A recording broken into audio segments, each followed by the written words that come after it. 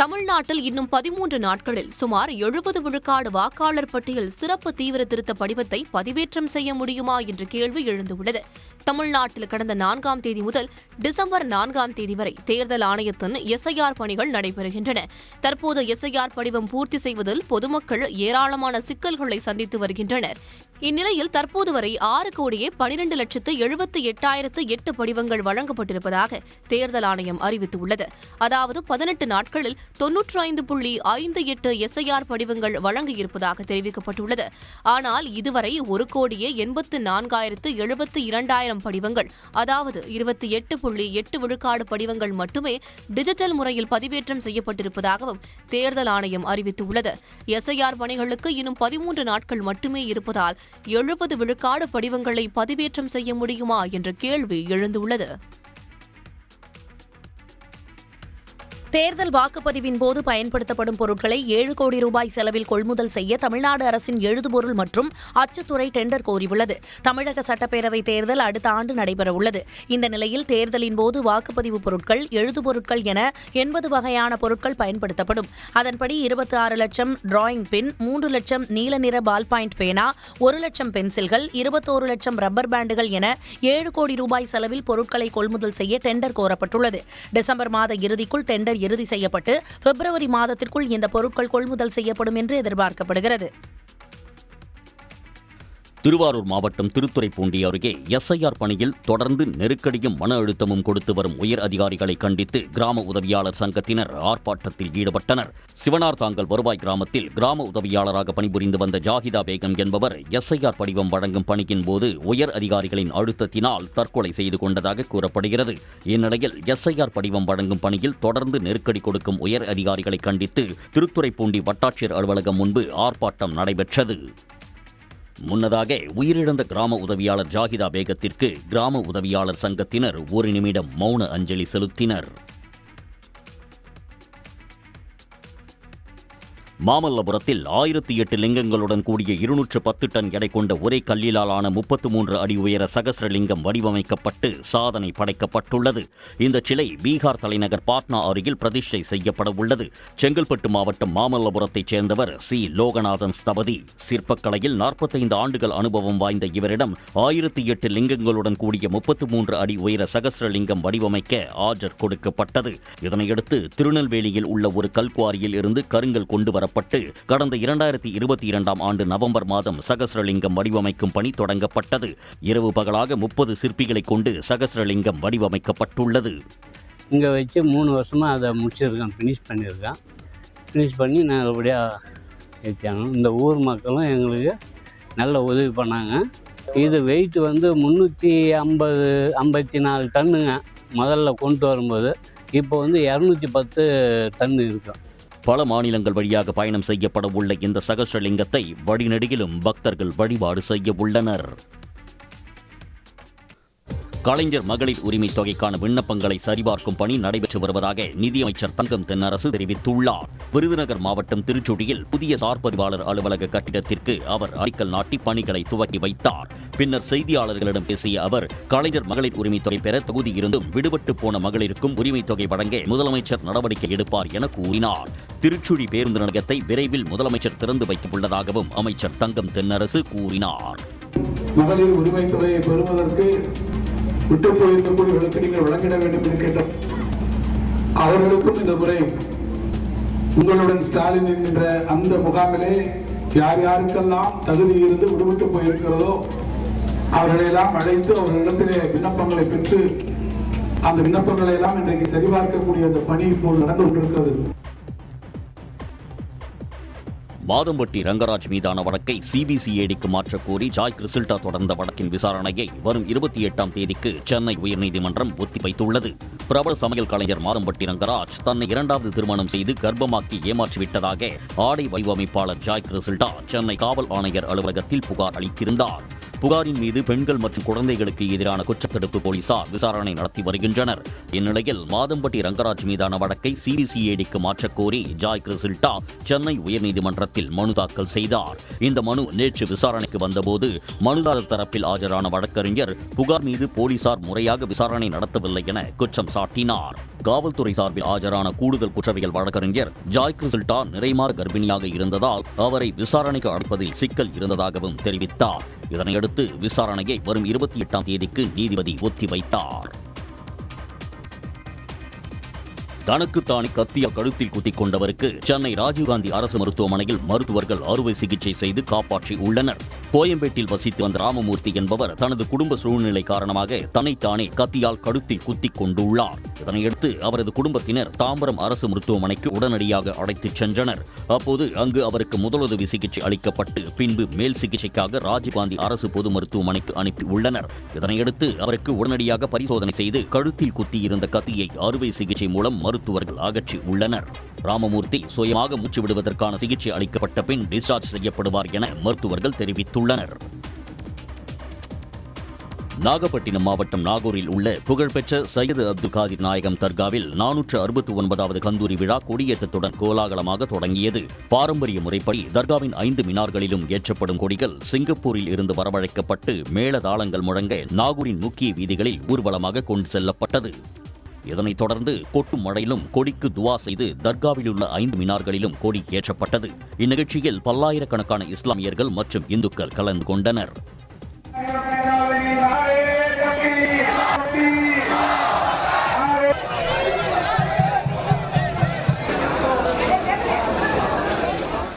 விழாவின் முக்கிய நிகழ்ச்சியான சந்தனக்கூடு ஊர்வலம் வரும் 30ஆம் தேதி நடைபெற உள்ளது.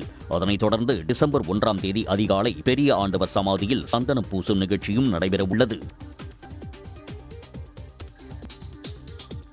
ஈரோடு மாவட்டம் அந்தியூர் அருகே குழந்தையின்மைக்கு மாத்திரை தருவதாக கூறி மயக்க மாத்திரை கொடுத்து பணம் வைத்த போலி சித்த பெண் மருத்துவர் உட்பட 2 வரை போலீசார் கைது செய்தனர். கொல்லபாளையத்தைச் சேர்ந்த சுரேஷ் தேன்மொழி தம்பதிக்கு 8 ஆண்டுகளாக குழந்தை இல்லை என கூறப்படுகிறது. இந்நிலையில் இவர்களது கிராமத்திற்கு வந்த இளவரசி மற்றும் செல்லத்துறை குழந்தை இல்லாதவர்களுக்கு குழந்தை பிறக்க சித்த வைத்தியம் செய்வதாக கூறியுள்ளனர். இதனை நம்பிய சுரேஷ் அவர்கள் கொடுத்த மாத்திரையை சாப்பிட்டதும் மயக்கமடைந்தார். அப்போது சுரேஷிடமிருந்து 25,000 ரூபாய் பணத்தை எடுத்துக்கொண்டு இருவரும் தப்பிச் சென்று உள்ளனர். மயக்கம் தெளிந்தவுடன் காவல் நிலையத்தில் சுரேஷ் புகார் அளித்ததன் பெயரில் அந்தியூர் அருகே இருவரையும் போலீசார் மடக்கி பிடித்தனர். பின்னர் போலீசார் நடத்திய விசாரணையில் இளவரசி போலி சித்த மருத்துவர் என தெரிய வந்தது. இதனையடுத்து இருவரையும் நீதிமன்றத்தில் ஆஜர்படுத்தி சிறையில் அடைத்தனர். ரைசிங் ஸ்டார்ஸ் ஆசிய கோப்பை தொடரின் அரையிறுதிப் போட்டியில் இந்திய ஏ அணி அதிர்ச்சி தோல்வியடைந்து வெளியேறியது. தோஹாவில் நடைபெற்ற அரையிறுதியில் முதலில் பேட் செய்த வங்கதேச ஏ அணி 20 ஓவர்களில் 194 ரன்கள் குவித்தது. அடுத்து இலக்கை துரத்திய இந்திய அணிக்கு கடைசி பந்தில் 4 ரன்கள் தேவையாக இருந்தபோது 3 ரன்கள் எடுத்ததால் போட்டி சமனில் முடிந்தது. இதனால் சூப்பர் ஓவர் கடைபிடிக்கப்பட்டது. இதில் முதலில் பேட் செய்த இந்திய அணி ரன்களை எடுக்காமல் 2 விக்கெட்டுகளையும் இழந்தது. இதனால் 1 ரன் எடுத்தால் வெற்றி என்ற கணக்கில் இறங்கிய வங்கதேச ஏ அணியும் சூப்பர் ஓவரின் முதல் பந்தில் 1 விக்கெட்டை இழந்ததால் பரபரப்பு தொற்றிக் கொண்டது.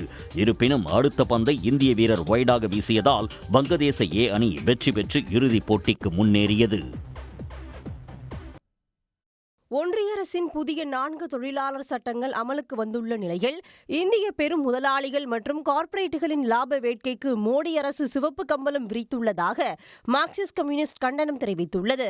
கட்சியின் மாநில செயலாளர் பே. சண்முகம் வெளியிட்டுள்ள அறிக்கையில் தொழிலாளர்களின் உழைப்பு சுரண்டப்படுவதை தட்டி கேட்க முடியாத வகையில் சங்கம் சேரும் உரிமை, போராடும் உரிமை மறுக்கப்பட்டு தொழிலாளர்கள் இனி நவீன கொத்தடிமைகள் ஆக்கப்படுவார்கள் என அவர் தெரிவித்துள்ளார்.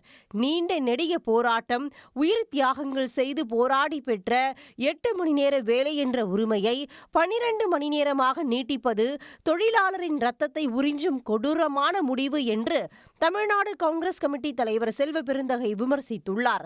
இந்த நாள் இந்திய தொழிலாளர் வரலாற்றில் ஒரு கருப்பு தினம் என அவர் வர்ணித்துள்ளார். இந்த சட்டங்களை எதிர்த்து வரும் 26ஆம் தேதி நாடு தழுவிய அளவில் போராட்டம் நடத்தப்படும் என தொழிற்சங்கங்கள் அறிவித்து உள்ளன.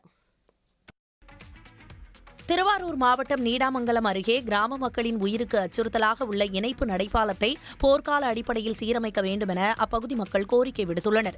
கோரையாற்றை கடக்கும் இந்த பாலத்தின் வழியாகத்தான் தேவங்குடி, கீழ்ப்பாதி, வீழல் கோட்டகம் உள்ளிட்ட பல்வேறு கிராமங்களைச் சேர்ந்த பள்ளி மாணவ மாணவியர் மற்றும் பொதுமக்கள் சென்று வருகின்றனர்.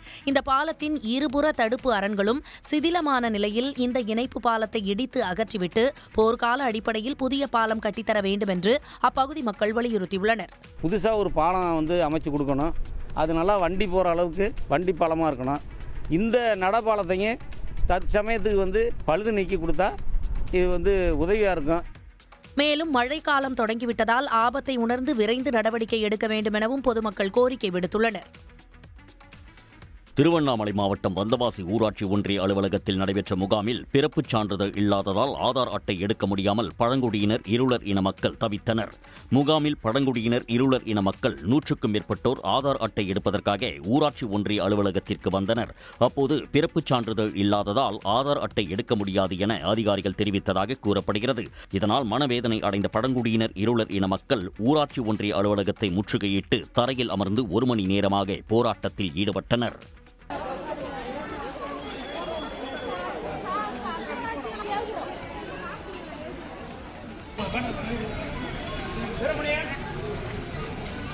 அப்போது அந்த வழியாக வந்த வந்தவாசி திமுக எம்எல்ஏ அம்பேத்குமார் பேச்சுவார்த்தை நடத்தினார். ஆதார் அட்டை எடுப்பதற்கு உடனடியாக நடவடிக்கை எடுக்க அதிகாரிகளுக்கு உத்தரவிட்டார். திருச்சானூர் பத்மாவதி தாயார் கோயிலில் வருடாந்திர பிரம்மோற்சவம் களை கட்டியுள்ளது. திருச்சானூர் பத்மாவதி தாயார் கோயிலில் வருடாந்திர பிரம்மோற்சவம் கடந்த 17ஆம் தேதி தொடங்கி நாள்தோறும் பல்வேறு வாகனங்களில் தாயார் எழுந்தருளி வருகிறார். அந்த வகையில் 5வது நாளான நேற்று யானை வாகன சேவை நடைபெற்றது.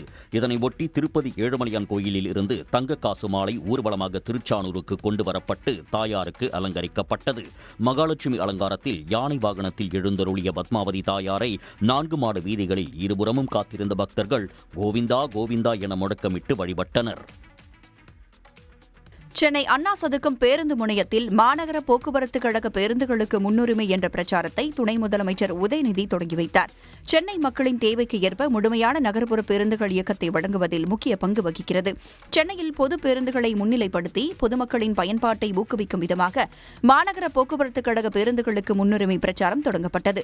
மாநகர போக்குவரத்து கழக பேருந்தின் பரிணாம வளர்ச்சி மற்றும் எதிர்கொண்ட சாதனைகளை பற்றிய நடமாடும் கண்காட்சி பேருந்தை பொதுமக்களின் பார்வைக்கு சென்னை முழுவதும் உலாவரும் நிகழ்ச்சியை துணை முதலமைச்சர் தொடங்கி வைத்து பார்வையிட்டார். இந்த பேருந்து கண்காட்சியை ஏராளமான பொதுமக்கள் கண்டு ரசித்தனர். அந்த சேப்பாக்கம் அண்ணா ஸ்கொயர் கிட்ட இந்த பஸ் கண்காட்சி போட்டிருக்காங்க. அது பார்க்கவே ரொம்ப நல்லா இருக்கு. எங்களுக்கே ரொம்ப புதுசா இருக்கு. நாங்கள் எல்லாம் பார்த்தோம். பழைய மாடல் பஸ்ல இருந்து இப்போ இருக்க லேட்டஸ்ட் டெக்னாலஜி வரைக்கும் இருக்கு. அது எங்களுக்கு ஒரு சர்ப்ரைஸாவே இருக்கு. இப்போ இருக்க பஸ் மட்டும் இல்லாமல் இதுக்கு முன்னாடி இருக்க பஸ் வரைக்கும் இருக்கு. இதுக்கு முன்னாடி எப்படி இருந்துச்சு நாங்கள் பஸ் யோசித்தோம். ஆனால் இந்த கண்காட்சியிலேருந்து ஃபுல்லாகவே இருக்குது. இதுக்கு அடுத்து வரப்போகிற பஸ்ஸை வச்சுருக்காங்க. இந்த நிகழ்ச்சியில் போக்குவரத்து துறை அமைச்சர், எம்பிக்கள் மற்றும் அரசு உயரதிகாரிகள் கலந்து கொண்டனர். ஆபரண தங்கம் விலை கடந்த சில நாட்களாக குறைந்து வந்த நிலையில் இன்று சவரனுக்கு 1360 ரூபாய் உயர்ந்துள்ளது. 22 கேரட் ஆபரண தங்க விலை நேற்று கிராம் 11,460 ரூபாய்க்கும் ஒரு சவரன் 91,680 ரூபாய்க்கும் வர்த்தகமானது. வார வர்த்தகத்தின் கடைசி நாளான இன்று ஆபரண தங்கம் விலை கிராமுக்கு 170 ரூபாயும் சவரனுக்கு 1360 ரூபாயும் அதிகரித்துள்ளது. ஒரு சவரன் தங்கம் 93,040 ரூபாய்க்கும் கிராம் 11,630 ரூபாய்க்கும் விற்பனை செய்யப்படுகிறது. வெள்ளியின் விலையில் கிராமுக்கு 3 ரூபாய் உயர்ந்து ஒரு கிராம் 172 ரூபாய்க்கு விற்பனையாகிறது. தொடர் மழை காரணமாக குற்றால அருவிகளில் வெள்ளப்பெருக்கு ஏற்பட்டதால் சுற்றுலா பயணிகள் குளிக்க தடை விதிக்கப்பட்டுள்ளது. தென்காசி மாவட்டத்தின் பல்வேறு பகுதிகளில் நேற்று விடிய விடிய பலத்த மழை பெய்தது. மேற்கு தொடர்ச்சி மலையில் பெய்த தொடர் மழை காரணமாக குற்றால அருவிகளில் வெள்ளப்பெருக்கு ஏற்பட்டுள்ளது.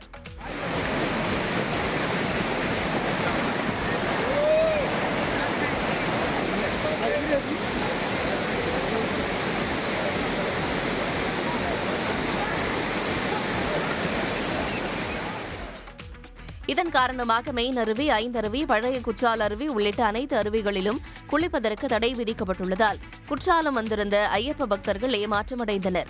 சேலத்துல இருந்து வரோம். இங்க 2 நாள் லீவுக்கு குற்றாலம் வந்தோம். குளிக்க விடுவாங்கன்னு நினைச்சு வந்தோம். ஆனா இங்க ரொம்ப தண்ணி வருதுனால குளிக்க விடல. கிளைமேட் ரொம்ப சூப்பரா இருக்கு. இங்க போட்டோ எடுக்க ரொம்ப நல்லா இருக்கு. ஆனா தண்ணி பார்க்கவே அவ்வளோ ஒரு ஆச்சரியமா இருக்கு. வருஷம் சபரிமலைக்கு போய் வந்துருவோம். இந்த வருஷம் எல்லாம் சபரிமலைக்கு போயிட்டு திரும்ப வர்றப்போ குற்றாலம் வந்து அவங்க எப்பவும் குளிச்சுட்டு போகிற ஏரியா அது. நாங்கள் வருஷம் குளிக்கிறப்போ நல்லா இருந்துச்சு. இந்த வருஷம் எல்லாம் வெள்ளம் வந்ததுனால எங்களால் எதுவுமே பண்ண முடியலைங்க. ரொம்ப ஏமாற்றமாயிருச்சுங்க. வெள்ளப்பெருக்கு ஏற்பட்டுள்ளதால் அருவிக்கரைக்கு யாரும் சென்று விடாதபடி போலீஸ் பாதுகாப்பும் போடப்பட்டுள்ளது. ஒடிசா மாநிலம் புரியில் உள்ள கோனர்க் சூரிய கோவிலில் ஒளிபரப்பப்பட்ட 3D காட்சிகள் சுற்றுலா பயணிகளை வெகுவாக கவர்ந்தன. கோயில் வரலாற்றையும் மக்களின் உழைப்பையும் பறைசாற்றும் வகையில் ஒளிபரப்பப்பட்ட வண்ண காட்சிகள் பார்வையாளர்களை உற்சாகமூட்டின.